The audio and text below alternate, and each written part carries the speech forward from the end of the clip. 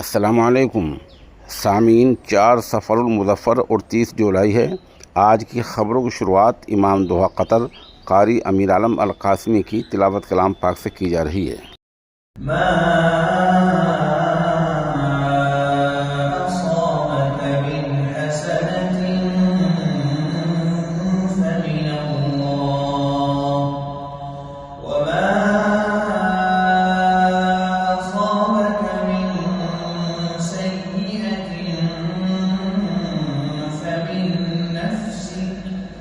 وأرسلناك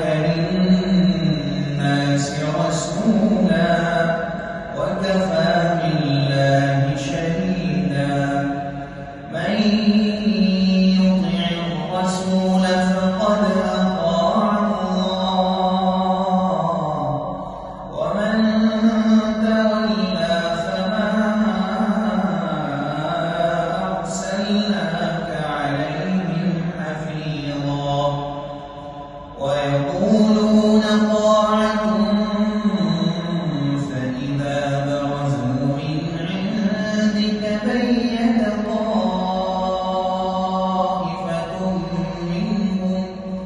فإذا برزوا من عندك بيت طائفة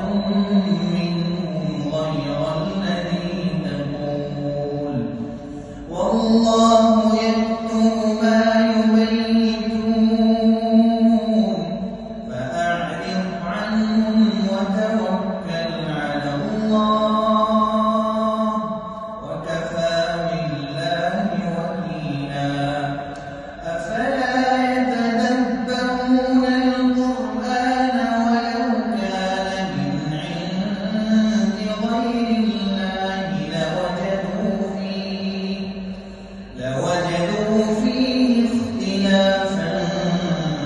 كثيرا وإذا جاءهم أمر من الأمن أو الخوف أذاعوا به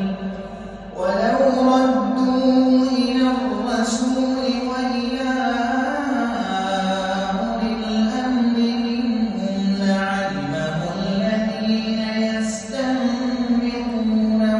منهم ولولا فضل الله عليكم ورحمته لاتبعتم الشيطان إلا قليلا فقاتل في سبيل الله لا تكلف إلا نفسك وحرض المؤمنين عسى الله أن يكف بأس الذين كفروا والله أشد بأسا وأشد تنكيلا من يشفع شفاعة حسنة يكن له نصيب منها ومن يشفع شفاعة سيئة يكن له كفل منها وكان الله على كل شيء مقيتا وإذا حييتم بتحية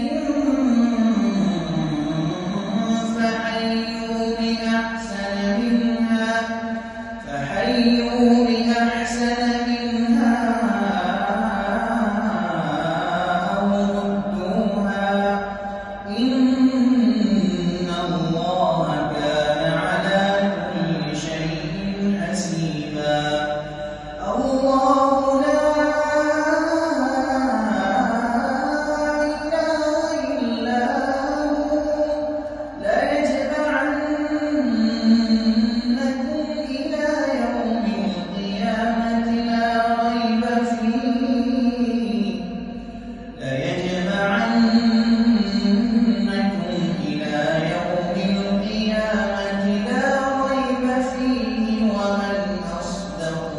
الله